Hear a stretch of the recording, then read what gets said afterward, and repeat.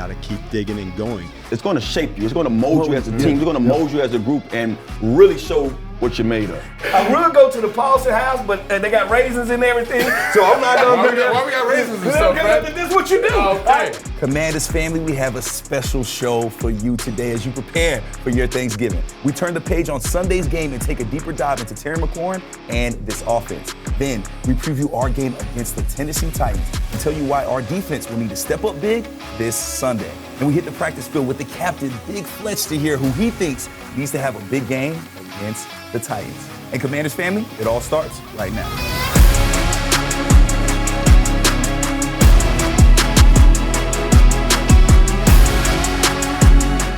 Welcome in, Commanders family. Brian Colbert Jr. here with Fred Smoot, Logan Paulson, and Mr. 8 to the 9, Santana Moss. Fellas, rough night. Rough game, fellas, man. How are y'all feeling after that loss? I shouldn't laugh. My bad. I went through 1,000 emotions. Yeah. I want to tell you, I went from smiling to anxious to sad to in despair to not knowing what's going to happen. In the midst of like 10 minutes, I touched every inch of the emotional cog that I was in. Yeah. It was a game I just wish we could have pulled it through in the end, but it was a compelling game to me.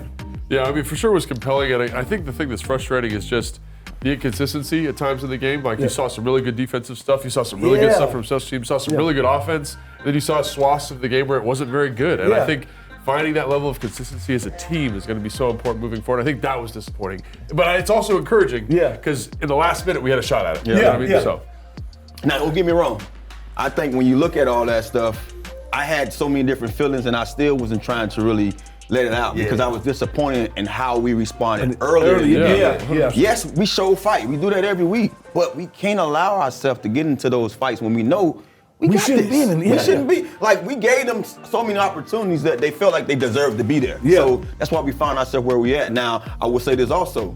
When you have those kind of losses, you know what? It's gonna shape you. It's gonna mold you as a team. It's gonna mold you as a group and really show what you're made of. This is what I felt too. For the first time, I seen how Dallas felt when you scored those 2 touchdowns on them. The first thing came to my mind was this is how they felt when Tanner did it to them. Yeah. Like, it felt like we just gave it up. Yeah. And Fred, that's a great point because during that moment, we're in the tunnel, right? We're about to go out to the post-game show, and there's a fan that says, Tanner, we need you out there. Yeah. Tanner's sitting back chilling. He said, no, you don't. Yeah. And I know Tanner says that because he knows there's a guy like Terry McLaurin out there at 1-7 who's gonna make a big play. And I think that's what made this game so heartbreaking when it happened, right? Was that big play by Terry McLaurin. So, granted, we lost. However, I do think we got to run that play back and give Terry McLaurin his flowers, right? All right, that'll be our can't miss moment presented by FanDuel. Make every moment more with FanDuel, an official partner of the Washington Commanders. Now, this crucial touchdown catch by Terry McLaurin. It wasn't just the pass, it wasn't just the throw, it was the run after the catch. Jerry Rice. He's got some juice, man. Jerry Rice. This means nobody don't catch me. I don't care what your 40 is.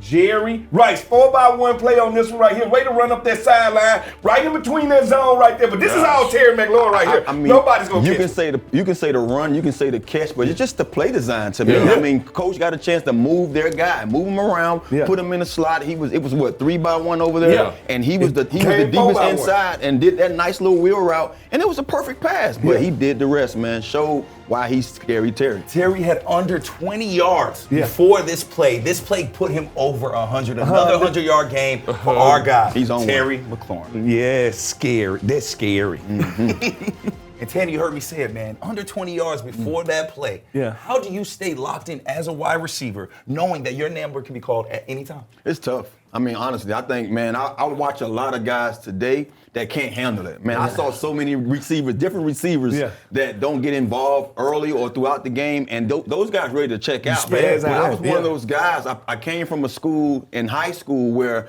they didn't throw the ball to me. So you had to try to find a way to make them throw you something. And I think over time it made me hungry. So, until I see that clock say 0, I'm going to keep going out there trucking until I can say, hey, coach, because guess what? When you put it on tape, maybe next week they'll say, man, this guy worked the whole 60 minutes. We didn't get him involved. We got to get him involved this week. But I'm glad Terry's who he is. He reminds me a lot of myself. He keeps quiet. He goes out there and plays football. and that's why good things happen for him. And fellas, we're giving Terry a lot of credit, and he deserves it. However, to see a rookie quarterback make a throw like that in that moment, and we've seen it a time and time again from Jayden. Just talk about what you've seen from him on a maturity level.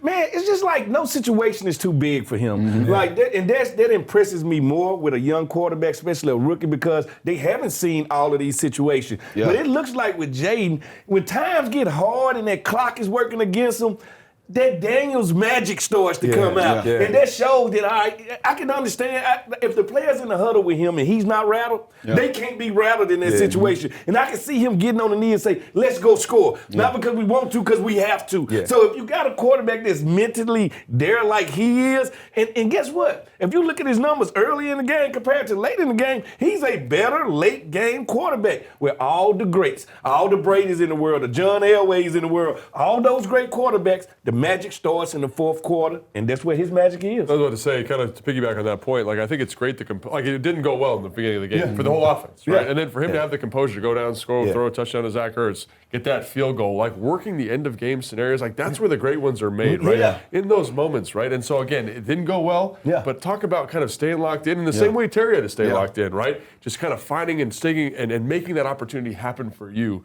shows kind of the special composition of him mentally, which again makes me think he's going to be special long term. And Logan, I think a lot of fans look at these recent games and say, what's happening different? What's happening different? One thing that stands out, 3 or more sacks in the last 3 games. We've been keeping Jayden Daniels pretty clean for most of the season. How can we be back to keeping him clean this Sunday against the Titans? Well, like Tan and I talked about this on the Command Center podcast. Fred was there too, unfortunately. It's all about first and second down efficiency. Everyone looks at that third down, right? If we are managing first down better, first down runs, first down pass completion percentage, first down efficiency in terms of yardage we're accruing, like that is the thing that allows you to kind of stay out of those third and long situations, those pressure packages that teams bring. And that is what we need to be thinking about. It's not third down, it's not sacks, it's first and second down, getting back to what we were earlier in the year, and I think that'll all take care of itself. And back to Terry, Tanner, because we talked about him not getting too much involved before that big play, but we need him involved in this season. How crucial is it to get him the ball more as we end this closing stretch? You know, I say it all the time. I mean, as much as we want him to be involved more, you can't force it. You know what I mean? But I would love to see, going into this later half of the season, that we start moving him around. I do believe that certain teams are saying, well, Terry's going to be over there. We're just going to play this kind of coverage. You got to move a guy like that around, especially when you have a guy that can burn grass the way he just did. I mean, the dude, he was like a John Deere out there. He was cutting grass. I mean, honestly, Terry's always showed that he has some speed, but until we actually saw him put it on film, now those coaches should be more eager to go out there and design things up for him. And Terry is looking great. Even with another new quarterback, he is looking great. So let's take a look at Terry McLaurin's numbers so far this season. Time for your winning numbers, presented by the Maryland Lottery. Please play responsibly. Guys, looking at these numbers right here for Terry McLaurin, that 86-yard touchdown reception is the longest of his career. That is kind of wild to think about. Yeah, he's on one. Oh, no, that's crazy right there. And what about that 15.5 average? Like, that says to me, get me the ball more. Just get me the ball 4 times a game, and I'll give you 100. Great yards. Looking like another 1,000-yard season loaded for Terry McLaurin. Looking like another 1,000-yard season loading for Terry McLaurin. But fellas, you gotta leave this game in the past. We are gonna be playing the Tennessee Titans, so let's turn the page. And there's no better way to do that than hearing from our head coach, Dan Quinn. To play on the field, a number of things. Well, there's, as you're going closer, now you're inching towards, where you're wanting to get to. So it's different from, at the start, you're getting closer to base camp when you get to December. And you're now ready to go take your shots and go for it. And it's cold weather football, and it's just awesome, man, to go through it. And so it's not different, but it is exciting. And all of the work and all the stuff you gear towards playing well in December and in January and into February. But if you don't acknowledge the work that you have to put in to get there, you'll kind of just, be there. So you got to keep digging and going and not rely on or stay the status quo. You push, you go, you grind for it. And I think that's what's like the fun part of competing. While you all are going through this adversity currently, how important is it for you all to have veterans like Bobby Wagner and Zach Ertz on this team? It's huge just to have guys that have been through stuff like that. Those 2 guys that you mentioned also won Super Bowl, so obviously throughout their career, everything's not going to be perfect. So it's ups and downs to football and stuff like that. So it's just lean on those guys, lean on each other, go out there and just play ball. Now here's a look at both of these teams by the numbers. You see Commanders are looking good when it comes to the numbers. However, on any given Sunday, anything can happen. So let's break down this matchup. It's time to secure the W, presented by Hercules Fence. Security in every job. Fellas, what is the biggest factor in securing a W this Sunday? Tan, I'm gonna start with you. I think one of them that stand out to me is we got to minimize some of our mistakes. You can't beat nobody if you're going to be costing yourself, shooting yourself in the foot with penalties. And I think offensively, man, I want to see some of our offensive key weapons get active, and get involved in the game plan early and often. I think the special teams need to be special again. That's one thing that when we was on that winning streak, it was spotless, baby. I'm talking about the kickoff team. I'm talking about the cover team on punt. I'm talking about the punt return team. So I want that group to clean everything up and get to where they were at the beginning of the season, because I really do think when they're playing at a high level, it's the great equalizer when it comes to this team. And I'll take defense, I guess, because you took special teams, took offense, right? So for me, it's like when I look at, I think they've just improved every single week. The coverage structures are getting better. They're playing their leverages. They're rushing better. So to me, it's more of the same. It's just, can you do it for 4 quarters? We talked about how this team is a team that needs to kind of have the offense to win games, right? Can you win a game by yourself? Like, let's see. Yeah. Right? I mean, I don't want to see that because I want the offense to do well, but I think they have that kind of talent. I think they've been coached that level. So that's what I think. Can you just do it for 4 quarters and continue to bring that level of consistency? And Logan, let's stick on the defense because we talked about the offense earlier. So Will Levis, he's a guy that had a good game. He beat the Houston Texans, had 2 touchdowns. However, to his 10 touchdowns on the season, he has 9 interceptions. So he's going to make mistakes. How can we make him make mistakes Sunday? Yeah, so I think the thing when you look at is their offense is slowly improving, right? Yeah. He's slowly improving. He's slowly being more careful with the football. Their offensive line's getting better. They're running the football better. But I will say he does hold the football for a very long time. And usually quarterbacks who hold the football for the long time, lighten that down, past that 2.5, 2.7 seconds, they're going to throw the ball late into coverage and they're going to hold the ball in the pocket. And when you look at rushers, pass rushers specifically, he's not very fastidious in the pocket with that ball. He doesn't protect it very well. So he's going to give you a fumble. He's going to give you a turnover. I think just play good coverage structure in the back end, make him hold that football, put a little rush on him. He'll make a bad decision. I think that's the cause of effect of a quarterback having a great arm. It's like the quarterbacks with the great arm feel like I can squeeze it in there late, early, whenever I can. And I think we need to take that and use that at an advantage. And I think the thing that makes him so dangerous, though, too, is he does have this huge arm. Like, look at the explosive plays that he had against Houston. 3 explosive plays, 3 plays over 60 yards. Yeah. That's what makes him dangerous. So can you be patient, play these coverage structures, and again, keep everything in front of you. Because he's going to give you the ball, too. Yeah, he is. And the longest play of the year, 98 yards. That's right. That shows it right there. And Fred, we're going to stick with you because they have a guy in Calvin Ridley who has a very interesting combination of size and speed. I know you like covering guys like that. How do we take him out the game and make him not effective? Precision route runner. That's what he does. He's a guy that's going to move the sticks. And when he gets in the red zone, that's to me when he becomes a threat. Because when he comes out of cuts very quick. And in that red zone, everything happening just like that. So he's a guy that's going to get his volume. When I talk about a guy like him, I call him a volume number 1 player. Meaning he's going to get a chance to burn me because he's going to get 10, 12, 13 chances to burn me because he is their true outside threat. But I think we got the guys that can nullify him, especially when it comes to that back end. But the front end, that's where everything starts at, because I think everything starts with Will Levis, not when it comes to him. Yeah. And a guy that we're very familiar with, fellas, Tony Pollard, was with the Dallas Cowboys last year. He had a great game against the Houston Texans as well. How do we slow this running game down and force Will Levis to throw more? Well, he's a guy, I think, the guy can, everybody said he couldn't run between the trenches at the Cowboys. I seen him running there. This is a big offensive line. He knows how to get behind this big offensive line, and he knows how to squeak through those gaps. The one thing about him, you cannot say this, he can see a hole and exploit that hole. He knows how to get next level very quickly, but that's what you want to do. You want to stop him to force Will Levis to beat you. I was going to say the same thing. I'm probably stacking the box a little bit more this game and say, okay, Levis, you're getting better. Let's see it. You know what I mean? I will force him, the guy with the big arm, same guy who want to hold on to the ball, I will force him a little bit to see if that he's going to be able to use that arm to beat us. Yeah, and I think the other thing that they do is they have a very kind of eclectic selection of runs. They run a lot of trap. They run a lot of ram. They run a lot of pin pull. And I think defensively that's tough, right? So you got to make sure you know how to fit all those runs, know what your assignments are versus all that stuff. And I think to Tana's point, it's like this is the paradigm, right? Do you want to play numbers in the box to stop the run, or do you keep everything in front of you? And I think you want to keep everything in front of you because while they're efficient running the football, or They have been, at least in the last 2 games. Yeah. They do have a high stuff percentage, which means they're going to have a neutral run at some point. Yeah. Then at 2nd and 10, that's when I think you jump on it, right? You kind of bend but don't break for a while. Yeah. Then when they have a negative play, you jump on that opportunity and force Will Levis to beat you. No doubt. This feels like a great opportunity to get after the quarterback and put that pressure on him, especially on the edge. How can we get his jersey dirty, get those sack numbers up, and make Will Levis more uncomfortable in that pocket? Well, he puts mayonnaise in his coffee, all right? We're going to start there. All right, That's how you get pass rushers going. By letting him know that he does that. Well, the thing about it is you want to get him off his spot. Yeah. You want to get him off his spot because when he starts to move sometimes, he becomes erratic. Now he wants to be the hero. Now he wants to show off that cannon of an arm once he gets outside that pocket. So I think anytime he's in distress, that's when he the process starts to speed up for him, and that's when mistakes are made. They've also had a turnstile at the right tackle. Nicholas Petit-Frere's been in and out of the lineup. They had their starters hurt. Like, that is a matchup we should be able to take advantage of. J.C. Latham is a rookie player. Yeah. This Skaronski's a second-year player, their left guard.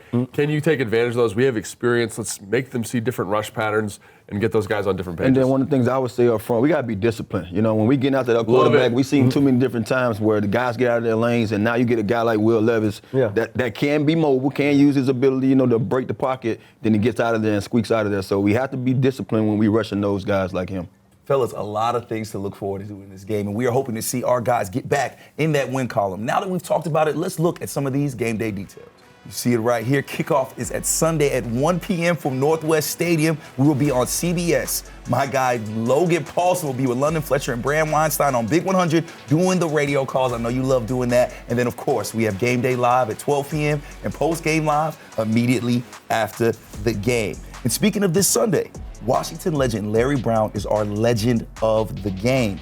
Brown was the team's running back from 1969 to 1976. He amassed over 5,800 yards in his career, was a 4-time Pro Bowl selection, and a 2-time All-Pro. In 1972 season, Brown was named Offensive Player of the Year and MVP of the league. We cannot wait to have the legend Larry Brown coming back to town on Sunday to be our legend of the game. Now it's time for Top 5, presented by UA Local 5 Plumbers, protecting the health of the nation's capital since 1890. Now I'm gonna let y'all handle these top 5 games while I'll go kick it with London Fletcher on that field. Y'all got me? I got you. I used to play with Larry Brown. You used to play with Larry Brown? I did. Oh my gosh. Man, I'm stoked about these last 5 games. I think these are all winnable football games. Yeah. And they're all, present different challenges, but I think those 2 divisional games, like after seeing those teams, we can beat those teams. Yeah. These other teams are kind of going through a little bit of a tough stretch. Well, the thing about it is the most important game is the next game. Yeah. All right, so we talk about the Tennessee Titans, and we just brought up Will Levis. We play them at home. That kind of gives us the edge in this. New Orleans, they're trying to get back on the right track since firing their coach, but that's a team that we can go on the road, beat, and we know about Philadelphia. Anytime it's a rivalry inside of the division, you understand that, but this time, you know where the game is going to be at, and then we're talking about the Falcons, the return of one Kirk Cousins. It's time for the best seat in the house, presented by SeatGeek. The most disruptive idea in ticketing, a ticket that works. Expect the expected. SeatGeek. Let's send out to BC and Big Fletch. Welcoming in the captain, London Fletcher, here for another field pass. Now, London, we are seeing something that I think all Commander fans will be very, very excited to see. Marshawn Latimore, number 23 over there, is on the practice field. Man, how great is it to see him out here? Oh, man, it's a sight for sore eyes. It's something that we've been all anticipating. I love the approach, though, that the team took with him, not rushing him back. Anytime you're dealing with a hamstring injury, you don't want to get back on the field too soon, because if you do, you risk injuring it again, having a setback. But I love the fact they took this time, didn't succumb to any pressure from the outside, the media, the fans, like, hey, we traded for him, get him on the field, and it's great to see him out on the practice field. With this being the last game before the bye week, do you think that has anything to do with that? Do you think that gives them any advantage, getting him out on that field, then having a whole week to sit and analyze and see how he fit with this defense? I think it's just a matter they feel like he's ready to play, and it just happened to fall where at a line where he's ready to play right before the bye week. So that's the approach that I think they took with him. And that's nothing more, nothing to read into. It wasn't a situation where, because ideally you would say, well, you got the bye week coming. Let's hold him out another week, right. and give him another week of rest. But he's 100%, and the time is time to go with him. And of course, we're just watching him practice right now. We cannot speculate whether he'll be playing or not, right? But it's good to just see him practicing on this field. Now, say he does play. How does he fit within this defense, in your opinion? Because we've actually seen Joe Wood Jr. do some great things with this defense. They're already rolling. How does such a big part fit into this defense? Well, you see with Marshawn, you have the ability you have options. Yeah. He can go inside and cover a receiver. He can go outside. He can play the slot, the nickel, whatever the case may be. Is there a guy when you're going against the Tennessee Titans, if he plays this week, do you say, hey, Marshawn, we want you locking up with Ridley, so to speak, or whoever they may deem you want him to go, and wherever he lines up, you follow him. I will say this. Mikey Sainristil, who was drafted to be the nickel corner, play inside, has looked so good outside. I don't know that you want to all of a sudden move him inside. Maybe that's tough. Maybe you look at moving St. Juste inside because St. Juste he's played the nickel before and he's done good there too. So I think one thing you do is when you are able to get Marshawn on the field, you have versatility to be able to have 3 guys that can play inside and out. And I think it helps having a guy like Noah Igbenogany too, who's also been able to rotate as well. And he played really good football too. And in London, that's a great point because again, that does leave some options. Like, okay, how do you do this? Because Sanderson has looked really good on the outside. I think initially people assumed he just moved inside, but when you have a guy playing like that, it's kind of hard to want to move him back inside. Now, we looked at Joe Witt Jr. He walked by him a little bit ago, and Joe Witt Jr. he has been a part of some of the best secondaries we've ever seen in the NFL with some really good defensive backs. How does Marshawn Latimore fit that mold that Joe Witt Jr. is looking for? Well, you think about number one corners. They have a confidence, a swagger about themselves. They have a belief, like Sean Springs at Bluefoot, as we call him. He's on our show, and those who know Sean, they play with us. They carry themselves a certain kind of way because they feel like, hey, you're not gonna catch a ball on me. If you do catch one on me, it was something I did, so you ain't gonna catch another ball on me. And they embrace the challenge of going against whoever that number one guy is that week of the opponent that we're facing. So the thing about Marshawn, he's from Cleveland. I know I'm from Cleveland. The part of Cleveland he's from, like, you have to be a dog to survive, to get it, to make it out of that environment, that neighborhood, that stuff. So there's a lot in him internally that allows him to be and play with such great confidence on the football field. And London, man, excited to see him whenever he gets on the field. Again, we're not going to speculate when he gets on the field. However, it's been great to see him practice. Now, somebody else it's been great to see all season, Daron Payne. Yes. He was on the Emmy-nominated Players Club, man. Let's hear what Daron Payne had to say about this weekend's matchup. He's asking for the ball and gets it. Washington brings 5. Luber off the edge. He's got him! Back in the 35. Here we go! Williams escapes the first attempt at a sack, and he's gathered again! Daron Payne pulls him down! I know when I first got in the league, I used to always just watch guys like Arcade, Preston Smith, and all them boys, and just see their routine and like just try to ask them what I could do to get to where I wanted to go. But now it's like not like guys like Johnny and Baptiste and all them boys, they coming to me asking for information. Right. So it's just tables turning. Been on the show a couple of times, but this is the first time we've had an opportunity to have you back since you became a dad. Yeah. What does that feel like? How has life changed for you? Man, it's cool, man. Just seeing my little girl, like, from a newborn baby to now she's 6 months.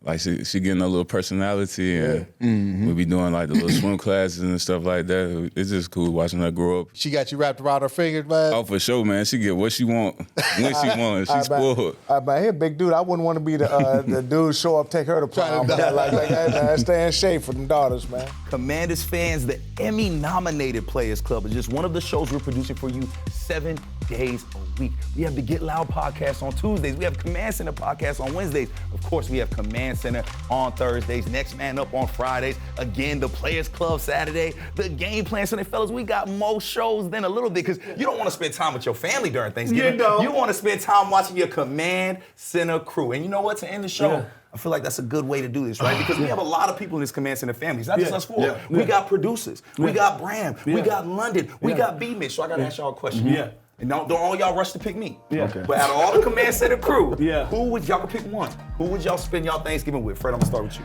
All right, let me go down. I would say London Fletcher, but he burns all his food and his food is nasty. I like B. Mitch. My food is a little bit better than his, especially when it comes to the fried turkey. I would go to the Paulson house, but they got raisins and everything, so I'm not gonna bring that. Why we got raisins and stuff, man? This is what you do. Okay. So if I had to pick one, I would say I'm going to the big boss house.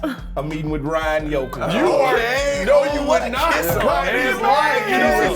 did it one time in our production meeting. What a company man. I knew he was a company man. Don't give me a lie. Tell the line. Honestly, I was thinking about it, and I don't know if I could make a decision. I couldn't pick just one because everyone on this team is so special. So I'm thankful for all of you. Every single one, except for Brian Colbert. That's it. That's a little more like it. Tanner, man, bring us back, man. Not to say I don't like you guys, because I love you. Let's say it. But I'm gonna go to the guy that makes me feel like I'm going home. You know, and B. Mitch is that guy. B. Mitch got me about 10 or 11 years, so he reminds me like an uncle / brother. Yeah. And B. Mitch can cook. B. Mitch does go I don't know hard. what Fred talking about.